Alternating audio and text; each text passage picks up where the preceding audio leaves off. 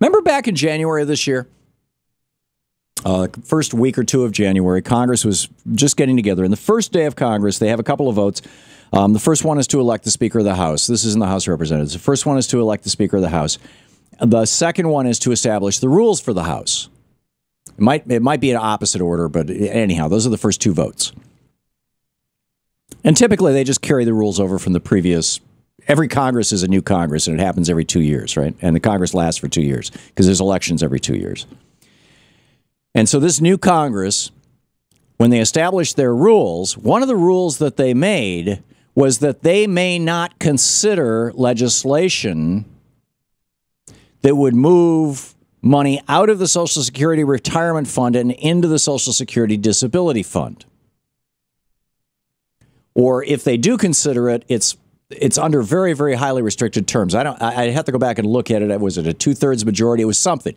But they set up this train wreck because, you know, at least every other year, one or the other, either the Social Security Trust Fund ends up short and takes them to the Disability Fund, or the Disability Fund ends up short and takes them to the Social Security Trust Fund. And it's not that Social Security has got any kind of problem at all. It's that, you know, you collect taxes, and the taxes are distributed to, the Social Security taxes are distributed to two funds according to a formula that anticipates what those funds will need. But the reality is that every couple of years you need to adjust that. You need to move a little bit of money from one to the other. It's no big deal. It's done routinely. Reagan did it, Bush did it, Clinton did it, or Congress did it during each one of those administrations. It's just it's just a simple piece of legislation. It's non-controversial. The Republicans said that it may not be considered until next year, the election year.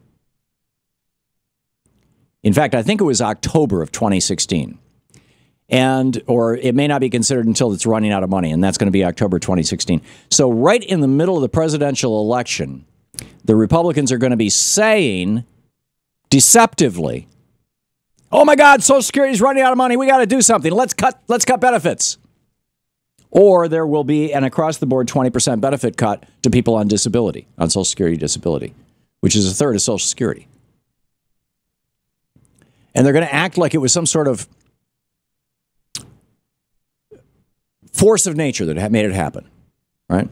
It's just, the system's screwed up. No, it's because they themselves prevented themselves from doing anything about it. And I said, in a year from now, you are going to see articles talking about how Social Security is in a crisis, the disability fund, all this kind of stuff. And they're not going to point out that this was a train wreck that the Republicans set into motion on their first day of this last Congress as a time bomb waiting for the election.